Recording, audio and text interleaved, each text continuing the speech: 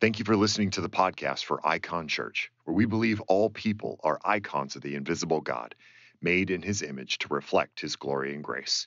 For more information, go to iconchurch.org.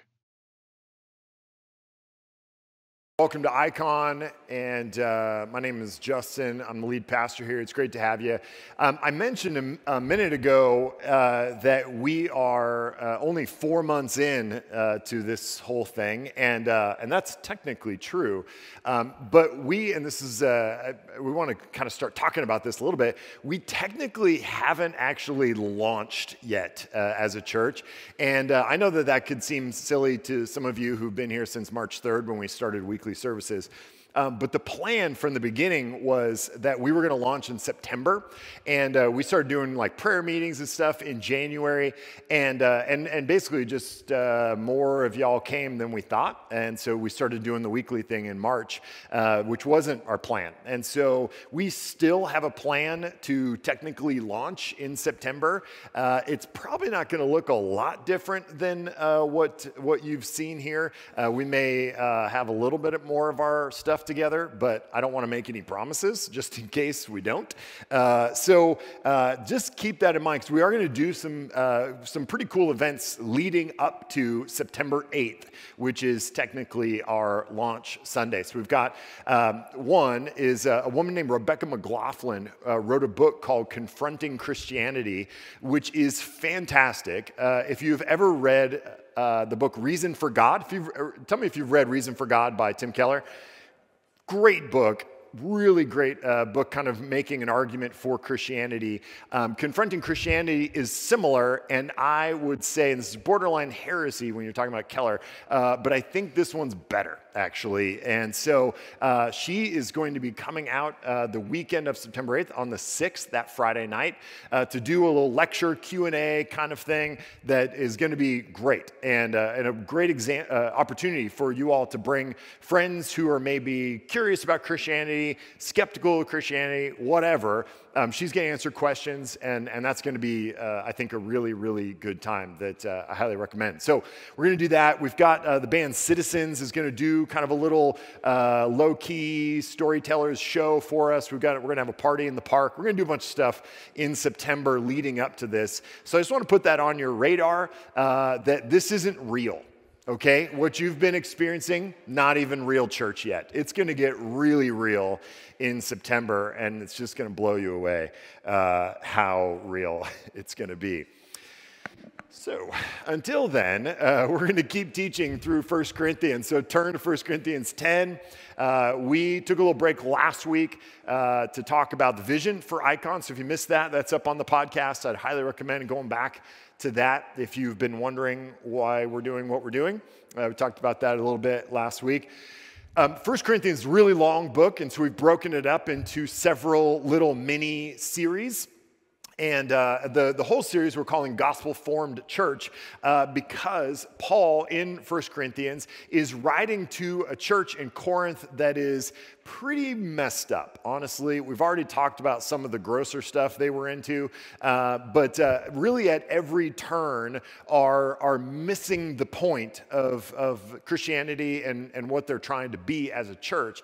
And Paul continually, kind of issue by issue, is reorienting them back to a gospel-formed vision for each of these various things. So we've talked about identity and sexuality and all kinds of different stuff. For the last couple of weeks, we've been talking about freedom and what a gospel-formed vision of freedom might be.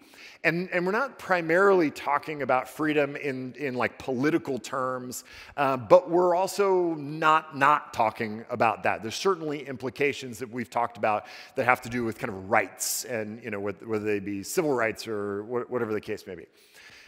This week, each week we've kind of talked about this gospel-formed vision of freedom and rights, and the consistent pattern in all of it has been that someone who is gospel-formed will enjoy the freedom that God has given us in Christ, but will also readily lay down our freedoms and lay down our rights for kind of higher purposes. So we've talked about laying down our rights for kind of as Paul called it, the weaker brother, the weaker Christian, folks who are struggling still with certain aspects of life, that we would kind of willingly and for their sake lay down some of our rights in order to protect and care for them.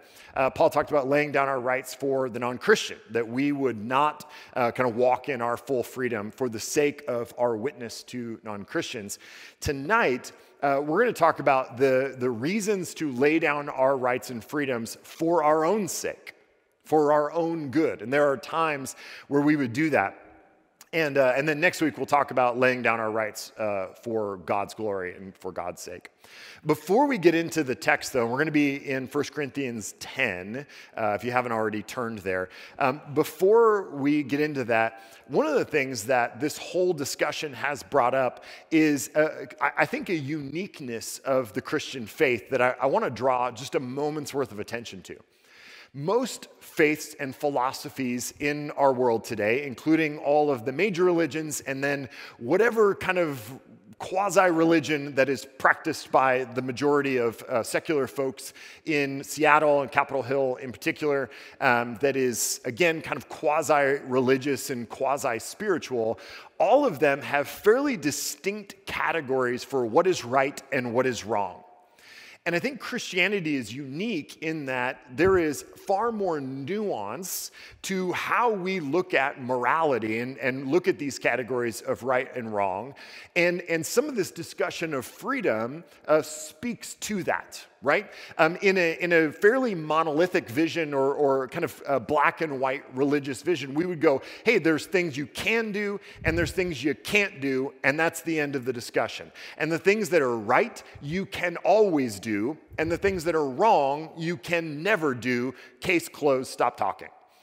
And there is a kind of a certain section or vision of Christianity that thinks this way, and we would maybe call that legalism or moralism, where it's like really clear, these are the good things and these are the bad things, and do the good things, don't do the bad things, and that's it, right? And it's like drinking and smoking and running with girls who do, or something was the old saying. You just don't do those things, those are the bad things, and then everything else, I guess, is the good stuff. So that's not a gospel-formed vision of morality, right? And so I kind of was brainstorming a list of categories that I think might be a helpful way to think about this issue of laying down our freedom. So, one, there are things that are just morally right. Right? Praying to God is going to be morally right. Loving your neighbor is morally right, and it's just always morally right.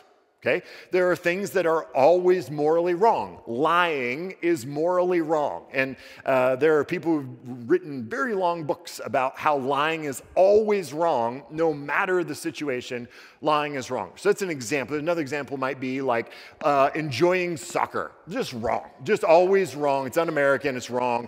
It's just not what we do here. Okay? So there's things that are right, things that are wrong. There are things that are right, but we do them for the wrong reasons.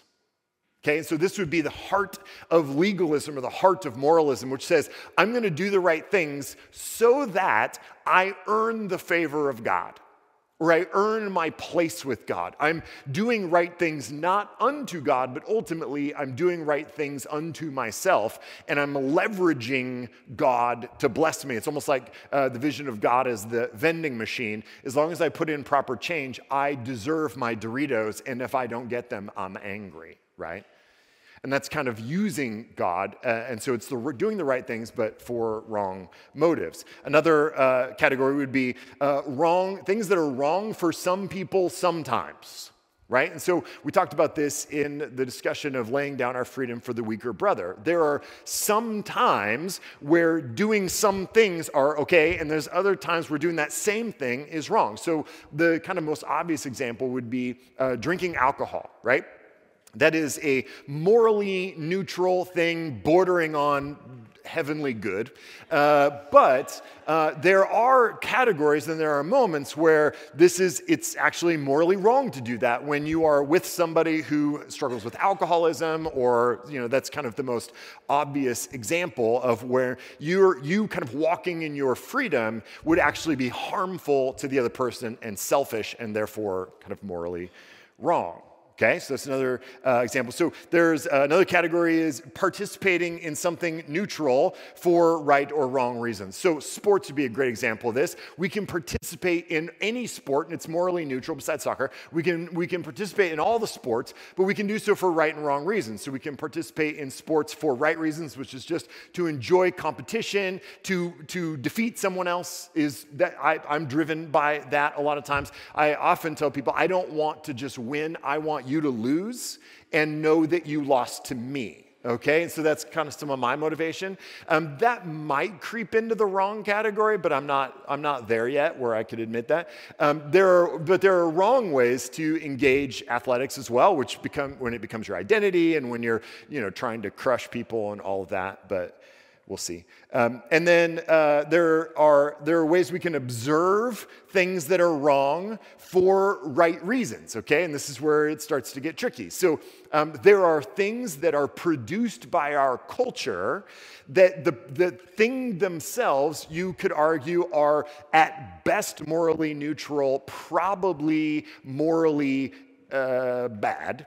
And I'm thinking of media in particular, and so maybe particular television shows or movies that depict things that are morally wrong. I don't want to name names of things like Game of Thrones, but like things, for instance, that are depicting the depravity of mankind, and there is a way to consume things like that can be morally right. There's a whole lot more ways to consume those things that's kind of obviously morally wrong, but there is a way to consume culture that is observing it and learning from it and trying to understand it.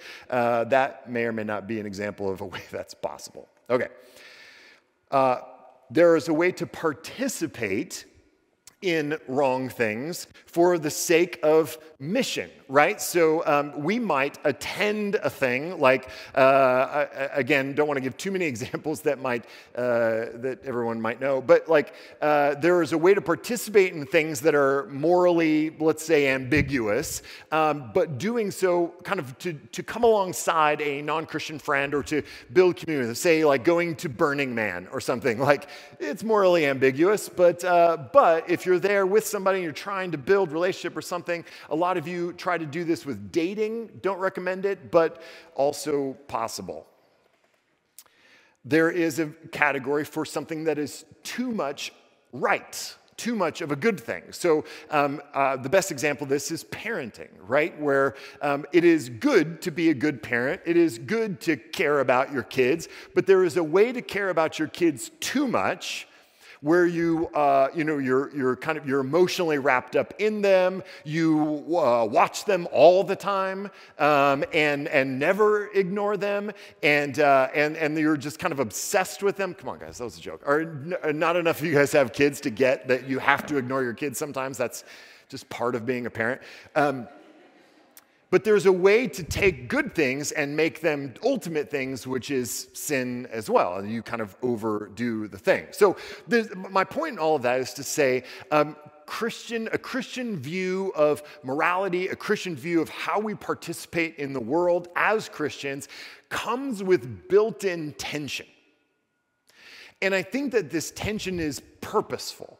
That God has asked us to actually step into that tension, not just as a kind of an inevitable consequence of the fall or inevitable consequence of the fact that we cannot detach ourselves from the reality of the world, but I actually think God calls us into that tension on purpose because it requires us to have relationship with Him.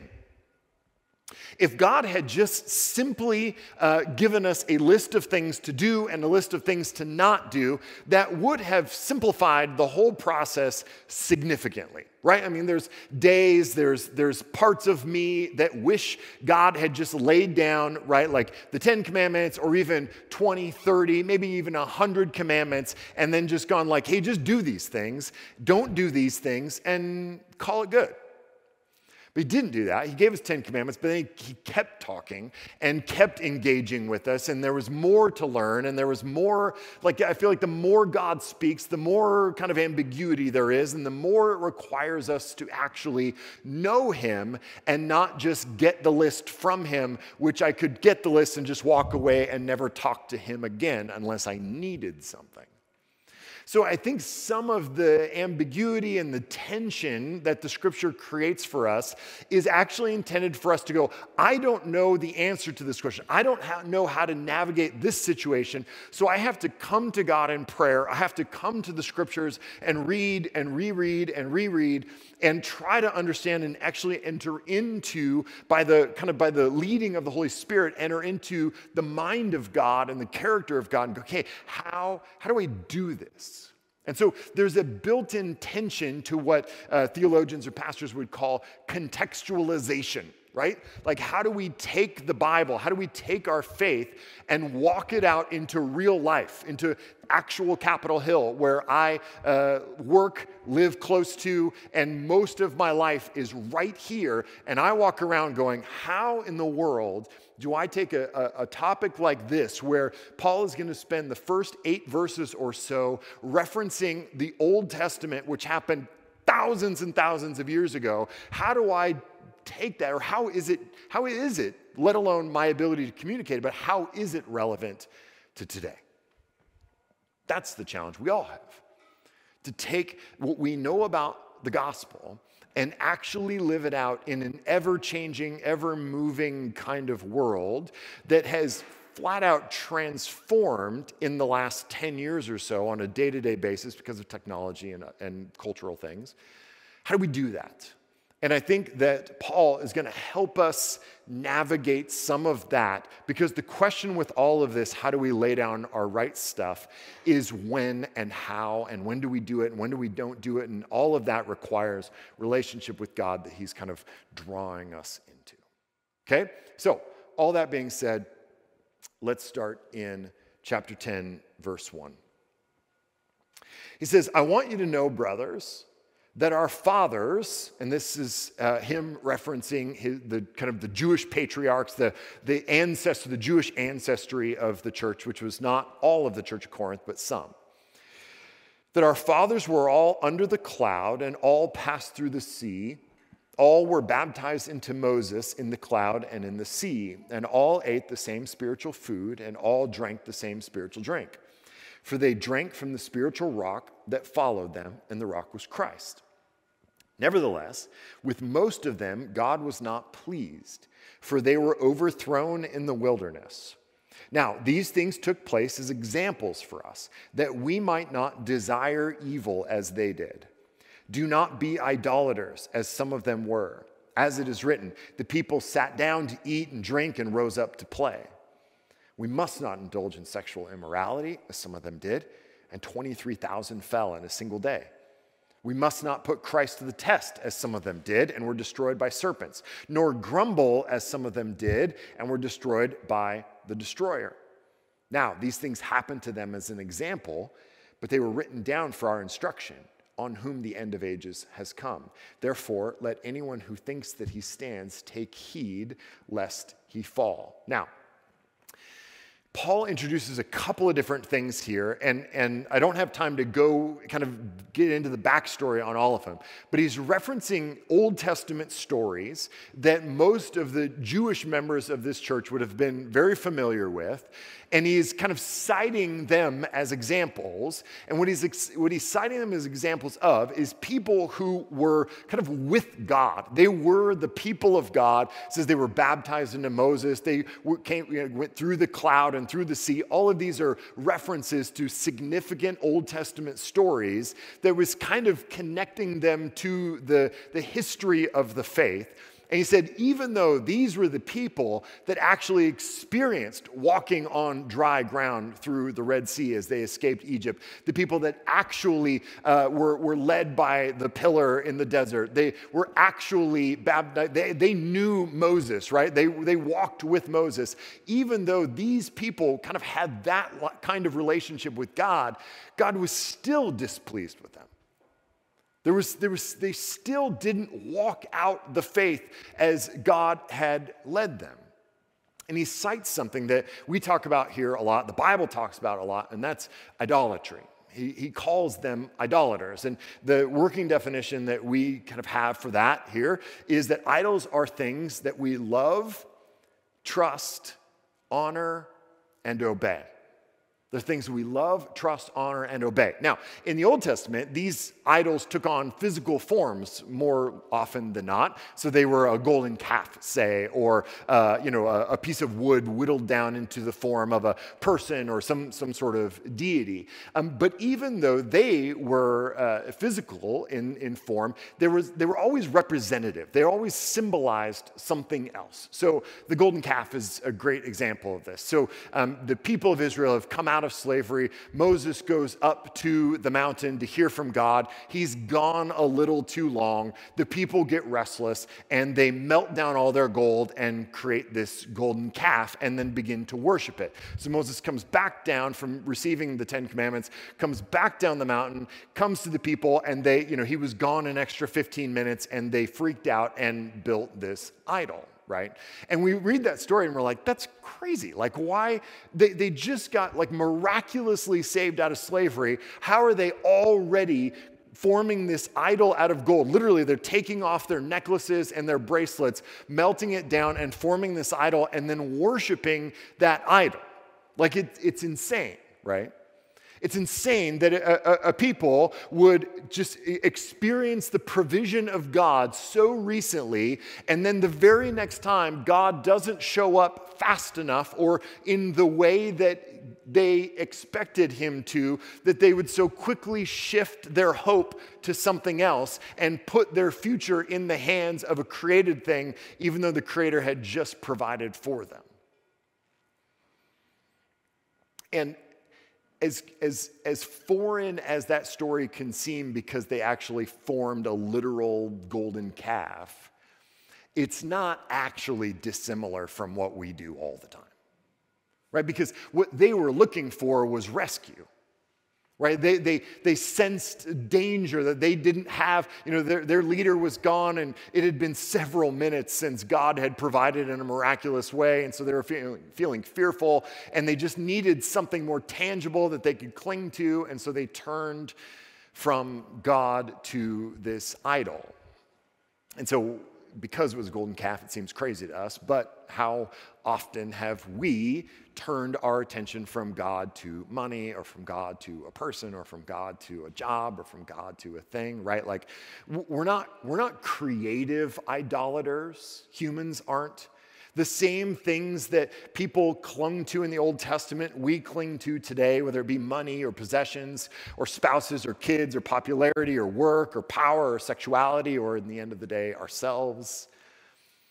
It's the same move. And so Paul is trying to connect them back to this original story, these kind of formative stories so that they might see, listen, you're turning just the same way the Israelites did, even though they actually walked with God, and then there were consequences for it. Right, so I was thinking about this week and thinking, gosh, idolatry is one of those things that we talk about a lot, but it can be vague a little bit, or it can be kind of hard to pinpoint. And so I actually thought of this while I was walking in my own idolatry and thought, I could just tell him about mine. And then I thought, no, I don't want to admit mine in public, but I will. So I have this thing that I do. And it occurred to me this week, and so this isn't going to be a great story. It's going to be kind of benign, but that's okay. It just makes it less awkward than something super weird if I was doing. So church planting, what we're doing here, there's an element of risk involved with it, right? So they say something like 80% of church plants fail in the first 3 to 5 years. That's a statistic that warms my heart. So, there's some inherent risk, and there's always challenges. So, like right now, we don't have a consistent worship leader, music. Like we got guys like Pete who come in, and other friends who come in on every other week. We have someone who've never had the same person 2 weeks in a row. That adds a layer of stress. We are renting this building in the evenings. We'd really love to have a morning service, and I'm like 0 for 22 on finding a space for morning service. There's all kinds of things like that stress me out. And one of the things I've noticed is that when I get stressed out and ultimately just fearful, like I just get fearful. I work in a co-working space that I love that's just a couple blocks away, surrounded by people who have just absolutely no interest in what we're doing here. And in fact, probably if they knew what we were doing here would be, they just wouldn't feel great about it. And so I have this kind of constant fear of like, what did we decide to do? This was a terrible idea. And my response to it is not to pray. Often, it's not to go to God and go, God, I need you, help me, and calm my fears. I go to two things. One, I go to Redfin, and I look at houses in other places. Not because I want to move to other places, but it's the fantasy of other places. And then I go to this other website, which is a church, it's like a church staffing website, and I just look at what other jobs are out there that might be more secure, that might have a better dental program or a dental program. I'm not picky.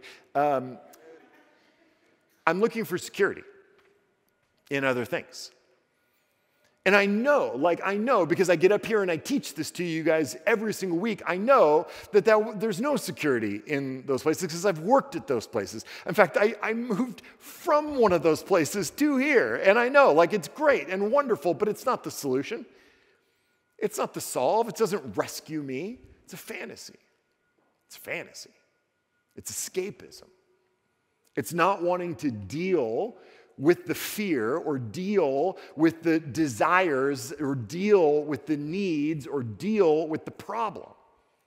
See, idolatry is, in one sense, any time we are trying to solve a problem with anything but God. That's idolatry. We're going, I've got this need, or I've got this fear, or I've got this thing, and instead of going to God and going, Lord, help, provide, work with me here, calm my fears, meet my needs, that we would go to something, that we would look horizontally and go, okay, what person or job or thing or series of things can give me the kind of peace and joy and satisfaction that I'm looking for? In fact, just the other day, I was feeling some of this anxiety around finding a location. And oftentimes what I'll do when I don't go to Redfin is I'll stand up and just walk. I'll get up out of my desk and I'll go walk around the neighborhood, and it just distracts me. And I was feeling kind of some of this fear, and I got up to go take a walk, and I was walking out of my building, and by the kitchen, there's a little sign that says, "Don't do it." And it's about don't leave your dishes in the sink. But as I'm walking out, I just glanced and it said, don't do it. And I'm like, fine, and I walked back. And it was just like this moment of God going like, no, don't distract yourself. Don't try to find solace in something else or pretend like you're not actually scared. Just come talk to me. Just come be with me. In fact, Paul continues in 1 Corinthians 10. He says now, verse 10. He says, therefore, let anyone who thinks he stands take heed lest he fall. No temptation has overtaken you that is not common to man. God is faithful, and he will not let you be tempted beyond your ability. But with the temptation, he will also provide the way of escape that you may be able to endure it. At the heart of this issue of idolatry is that when we seek satisfaction or peace or whatever in these other things that are often fine things, it's not a sin to go check out Redfin, right? I don't think it is. It's not a sin to go to church staffing website. That one's closer. But going for a walk in Capitol Hill is not a sin. But when I'm doing these things in order to meet some need in me, when I'm doing these things in order to calm fear in me, when I'm doing these things in order to satisfy some desire in me, that's when it becomes sin. That's when it becomes destructive. And Paul talks about the consequences of this, that the Old Testament people experience, the pain, the suffering, the consequences that are just very real, kind of cause and effect consequences when you burden a person with godness, right? When you need joy or you need peace, you need safety, you need security, and you look for it in a person instead of God, you're asking someone to be God instead of just a person, which means you're asking them to be as strong as God is. I experience this with my kids all the time. I have young kids, and they'll be scared at night, or at least pretend to be scared at night so that I have to go upstairs and cuddle with them. And they go, I'm scared of bad guys, and I'm scared the bad guys are coming on the roof, and they've got this whole elaborate story about what the bad guys are doing. And my temptation is to go, well, you'll be fine because Daddy's strong, and I'll protect you, right? Like I know how to fight bad guys. I don't, but they don't know that, and so that's the temptation in me, is to be the solve. And then I realize very quickly, like, no, I can't actually protect them. And it's one of my deepest fears as a parent that I can't protect my kids. Ultimately, I can't protect them. God can protect them. And so if I try to insert myself or I ask somebody else to be that, I'm saying, I need you to be as strong as God. And that's laying a burden on them that they cannot bear and that they will break under. 100 times out of 100. So this is just not the reason why there are consequences for idolatry, both kind of cause and effect consequences, but also the wrath of God poured out is because we are asking other people to be God and we are crushing them with our expectations. And God looks down and goes, don't crush my children with your expectations. Don't crush my things, the created things that I gave you to be a gift. Instead of just taking them as a gift, you're asking them to be me. They can't be me because I didn't make them to be me. And so you're crushing that thing in the end, you're crushing that and not coming to me. Like, don't do that.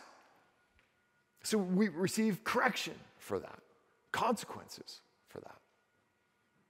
So there are times where we lay down our freedom, we lay down our rights. We don't walk in things that are otherwise morally positive or even morally neutral because they are an expression of idolatry. It's good to love your wife. It's not good to expect her to be God for you. It's good to love your children. It's not good for them to be the thing that gives you identity. You're crushing them. You're killing them. Number 2. Verse 14, he says, therefore, my beloved, flee from idolatry. I speak as to sensible people. Judge for yourselves what I say. The cup of blessing that we bless, is it not a participation in the blood of Christ? The bread that we break, is it not a participation in the body of Christ? Because there is one bread, we who are many are one body.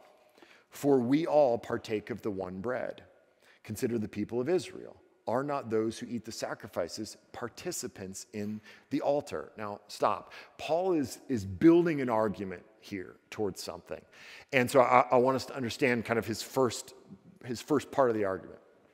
Paul is saying, when Christians partake of communion, the Lord's Supper, the Eucharist, when we participate in it, when we take the bread and eat it, when we take the wine and we drink it, we are participating with Christ in a sense. Now, we are not Catholic. Catholics believe that when blessed by the priest, that the bread becomes the actual body of Christ and the blood becomes the actual blood of Christ. And so we are actually eating the body and drinking the blood of Christ in a very real, it's called transubstantiation, that it actually becomes the body and the blood. We don't believe that. But we also don't believe that it's just a mere memory. That this is not just a ritual that we partake of like singing happy birthday to remember the day something happened. It's more than that too. Paul makes a very clear argument that this is participating in something, that we are entering into relationship through this ritual of communion. We are entering into relationship with Christ and actually participating in his death in some kind of way. So he's building this argument that when the Jews participated at the altar, when they made sacrifices, they participated with God in the sacrifice in a kind of meaningful spiritual way, the same way when we take communion, we participate with Christ in a meaningful way. His argument goes on, verse 19. What do I imply then? That food offered to idols is anything, or that an idol is anything? Now, if you haven't been here the last couple of weeks, Paul just made the opposite argument just like a couple weeks ago, and a couple paragraphs ago in the text. When he argued that basically like food sacrificed to idols is nothing because idols are nothing. Right? So, yet we get it. We understand that this little wooden statue or this metal statue, it's just wood and metal. It's not a thing. And so food sacrificed to that thing, it doesn't matter because the thing's not a thing. Okay? So he just made this opposite argument. So now he's starting to build an argument on the other side. Remember I said there's tension in this issue of contextualization. There's tension in this issue of how do we as Christians enter into culture? So he goes, what do I imply? That food offered to idols is anything, or that an idol is anything? No, I imply that what pagans sacrifice, they offer to demons and not to God. I do not want you to be participants with demons. You cannot drink the cup of the Lord and the cup of demons. You cannot partake of the table of the Lord and the table of demons. I love passages like this because there's a lot of the Bible that is kind of easy to understand in parallel with our culture, where Christianity can just be kind of either a more religious version of culture or a slightly more moral version of culture, or it's like 2 degrees off of what we see in the world. It's just slightly different. But what I love about a passage like this is that Paul talks about demons, and we never do. Like I sit in my co-working space and I just listen to everybody else's conversations all day long. It's fantastic. I'm just a professional eavesdropper. And not once have I heard anyone talk about demons. There's been zero discussion of demons in my co-working space, if you wondered.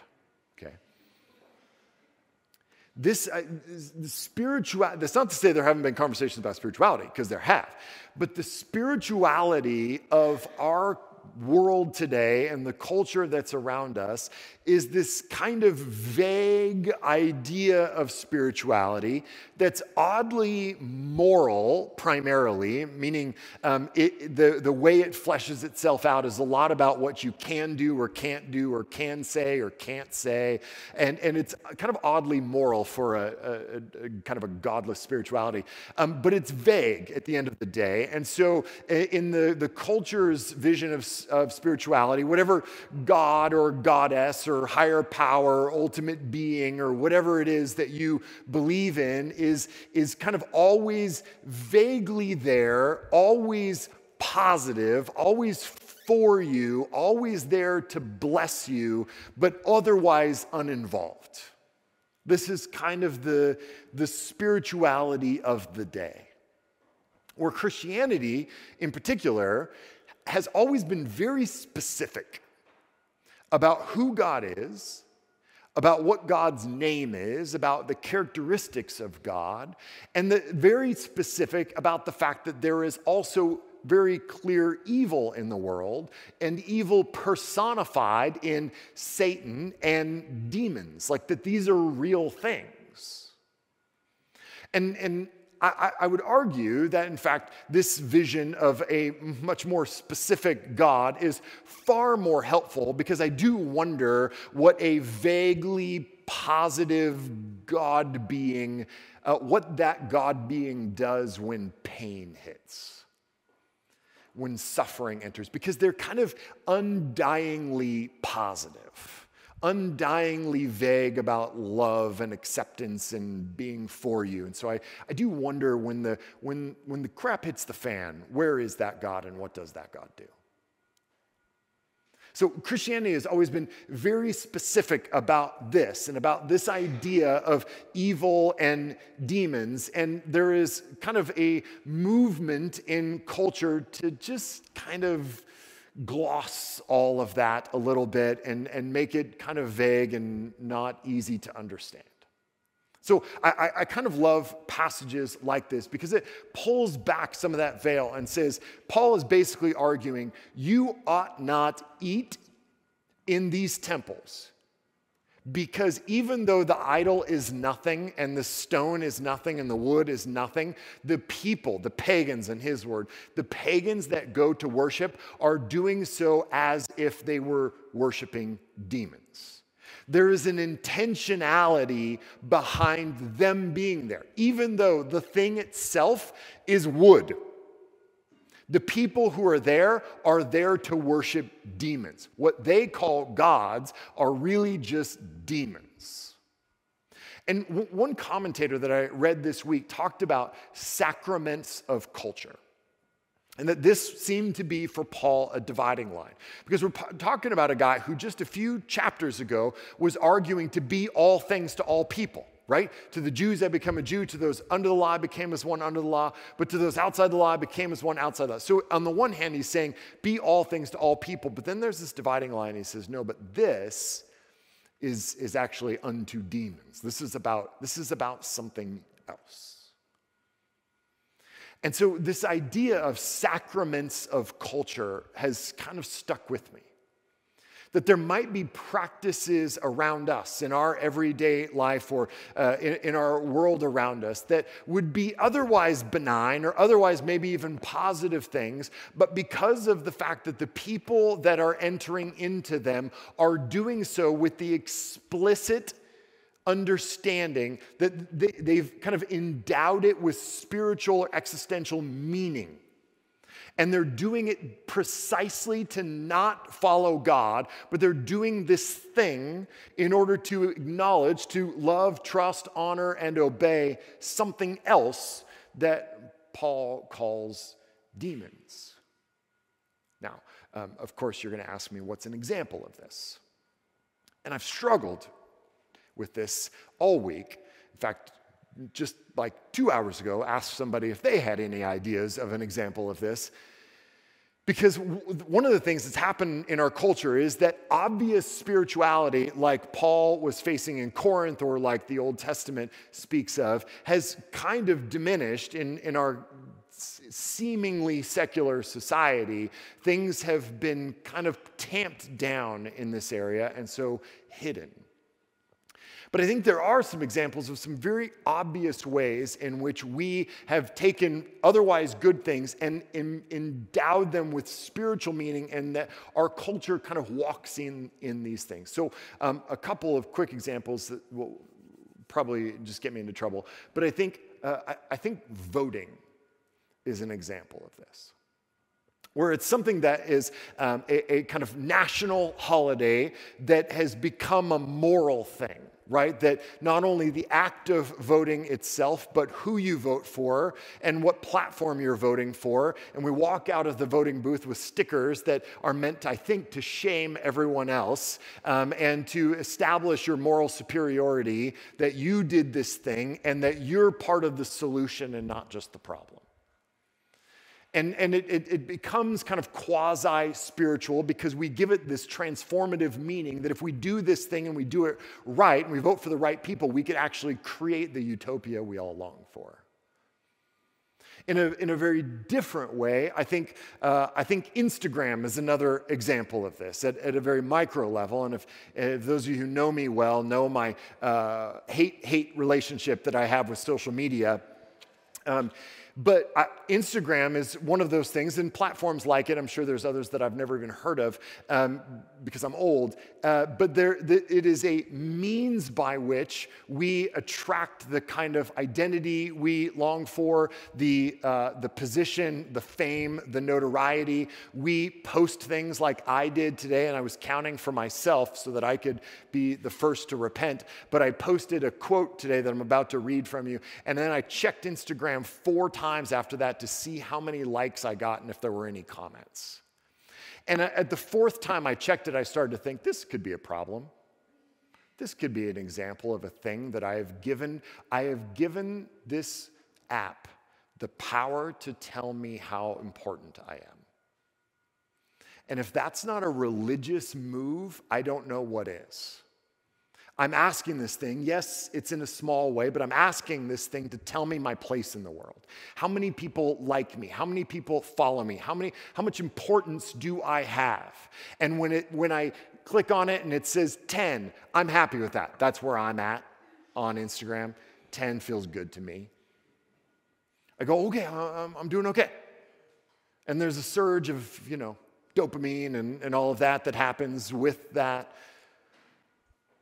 But I'm asking it to tell me who I am. And so Paul is arguing here, listen, there are things that we do that would be otherwise morally neutral. He just argued for this, that eating food sacrificed to idols is not a thing because those idols aren't a thing. But when we're surrounded by a group of people that are all doing that thing in order to be told who they are, how good they are, then we're participating in this kind of group religious practice that is, in his words, in a sense, participating with demons. Because we're asking something else to tell us who we are and how we are. Now, am I saying that Instagram has demons in it? Well, yes. That's obvious, right? And I know that sounds extreme, but it would be better for us as Christians to see the world as spiritually as we possibly can, rather than to see the world as we often do, which is as unspiritual as possible. Catherine Booth, whose husband founded the Salvation Army, they did that together. She says this. She says, "Many do not recognize the fact as they ought, that Satan has got men fast asleep in sin, and that it is his great device to keep them so. He does not care what we do if he can do that. We may sing songs about the sweet by and by, preach sermons, and say prayers until doomsday, and he will never concern himself about us. If we don't wake anybody up, but if we awake the sleeping sinner, he will gnash on us with his teeth. This is our work, to wake people up." If nothing else, we ought to see the cross as an expression of the seriousness of the things that we're dealing with on a day-to-day basis. Because we can joke about Instagram, we can joke about Snapchat, and we can joke about going to see concerts or watching Game of Thrones, or we can joke and laugh about all of these specific examples, and how voting is about demons and all of this stuff, and we can joke and laugh and yeah. But the reality is, if these everyday things that we do weren't that big a deal and they didn't matter that much, then again, like I said last week, the cross was this massive overreaction of God. That there was something about what's been happening in the world as we see it, in the world as we know it, that required God to go, no, the only solution is that I send my son to die.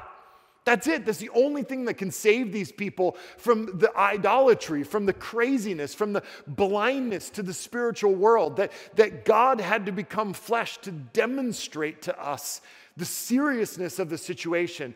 And then, too, to live in this tension, as Jesus did, that Jesus became as much like humans as humanly possible. That God became incarnate, that God came to us being as human, looking like a human, acting like a human, talking like a human, being a specific cultural human while never ceasing to be God. And this is the challenge that we have.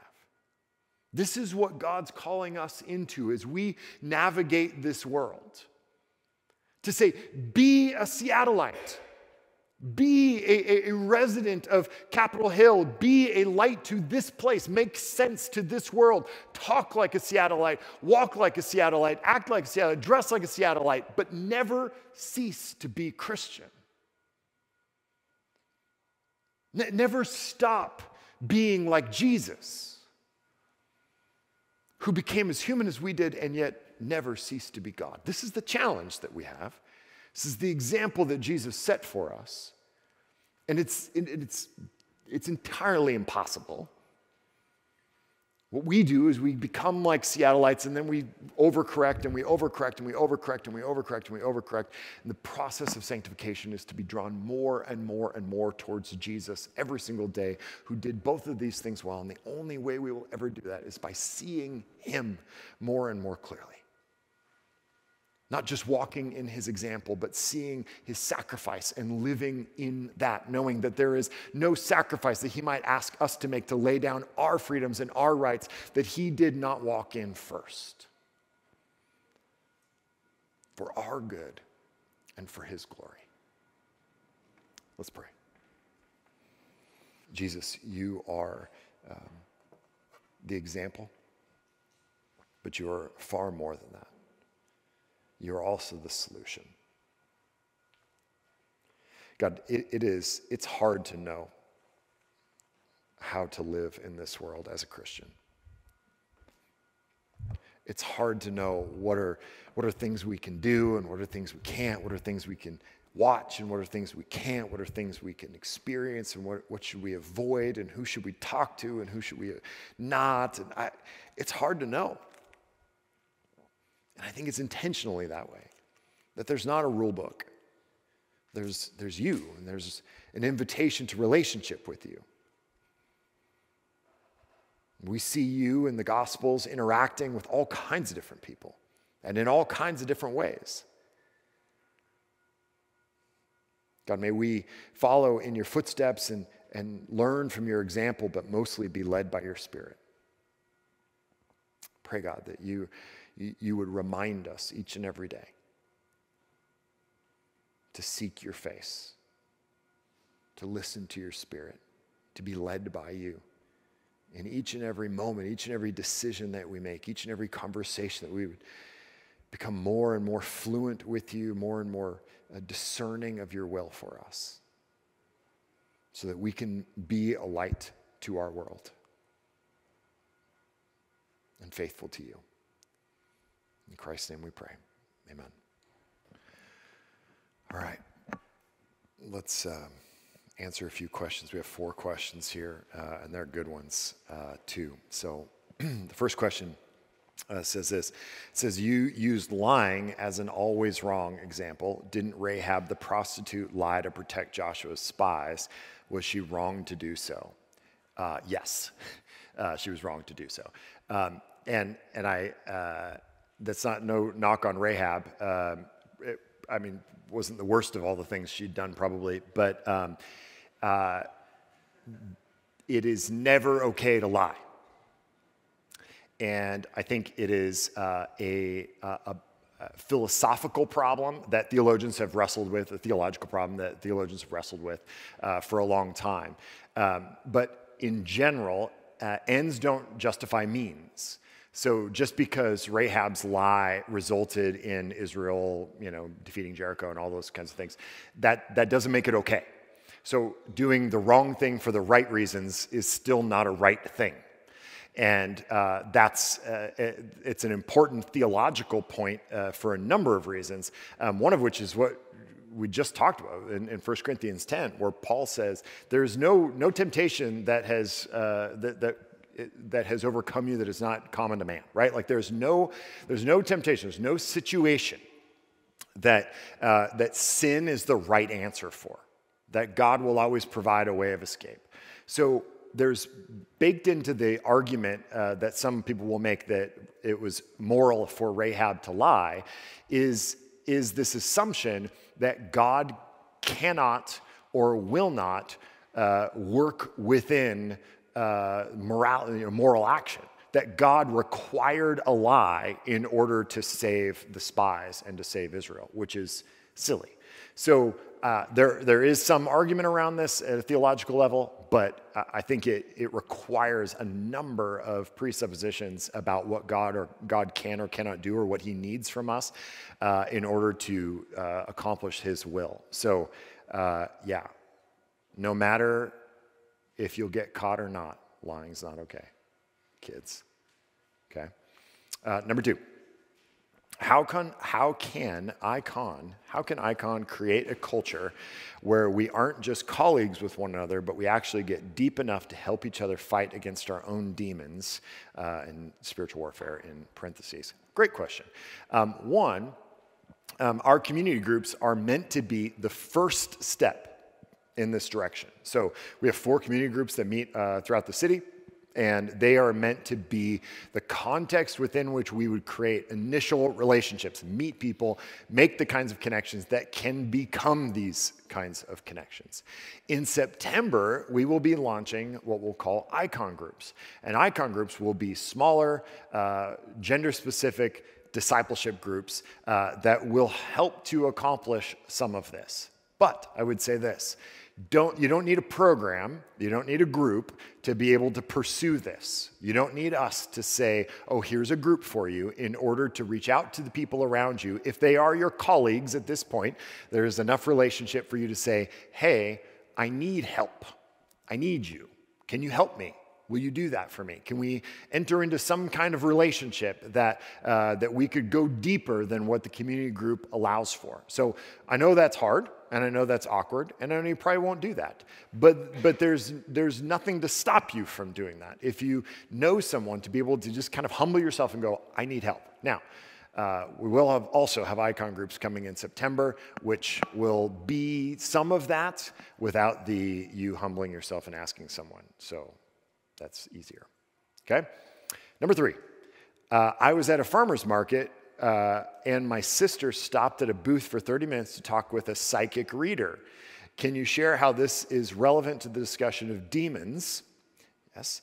And what is a loving response to a non-believer fascinated by this sort of spirituality?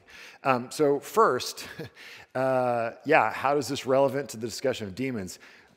Directly relevant to the discussion of demons. I think most psychic readers are at best good at guessing and at worst tapping into the demonic, right? Like there's no kind of two ways about that. Some of them are total shams and they just have learned how to read people and talk very generally about, ooh, bad things are coming for you. It's like, I knew it. Or they're legit tapping into demons, and I think that's very real kind of thing. What is a loving response to a non-believer fascinated by this sort of spirituality? I think this is a great opportunity to talk about talk about your faith with someone who is taking steps and spending money and allocating 30 minutes of their time to listen to a psychic reader. That creates all kinds of opportunity to talk to someone, to go, hey, what is it you're looking for? What is it you're hoping for? Why do you trust this person? What is it about them that makes you trust them to tell you about your future or guide your directions? Or, man, that's a great opening to just begin to have a conversation about, because ultimately what they're doing is they're putting their trust in this psychic reader, which feels like a crapshoot at best, right? So there's a need that they're expressing by reaching out to this person, even if it's, farmers market psychic readers are probably top of the chain, but I'm not super familiar with that world. But they need something, and they're looking for something, and I think that is the beginning of a great conversation about what they need and what they're looking for. I shouldn't make fun of people. My wife tells me that all the time. All right, last question. How do you draw a line to avoid over-spiritualizing things and seeing demons in activities, or quote, demons in activities that in the end just make us culturally weird?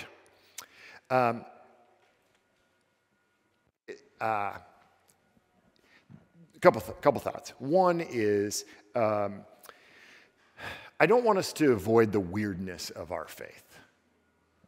It is weird, and that's okay. Let's embrace the weirdness of it and acknowledge the fact, because I think there's a real danger that lies in all of us to try to normalize our faith and to make it seem like a regular thing or a normal thing or not a different thing, that Christianity is just like your life, only just like 1 degree different. It's your life, but I go to church for 90 minutes on a Sunday. That's the only difference. And that's not right? Like, that's not what we believe. And so I think let's not be afraid of keeping Christianity weird. 2, I think there is a way to not talk about demons in a weird way, and I don't think that's actually that hard to do. When you ease into that conversation, right? Like, I wouldn't walk down the street with a coworker pointing out the demons. I wouldn't recommend that. You maybe ease into like, hey, what do you think about spirituality? And, ease into some of that stuff. I wouldn't go straight to demons. I would say 3, sometimes these conversations get weird because you're weird, and that's not on Jesus, that's on you. So I think, I wouldn't start the conversation with demons. I would ease into those things. I don't think it's that hard to not be weird about these things, because everyone's asking these same questions, right? And some of us are looking to farmers market psychics, and some of us are looking to the daily horoscope, and some of us are looking to Instagram, as an example. To tell us who we are and why we matter. And so those conversations are always ready to be had. And I think that there's a normal way to talk about it, and that is, that begins with you having a normal, everyday expression of your faith so that you can talk about your faith in a normal, everyday way, right? I think I would start with that. Thank you for listening to the podcast for Icon Church.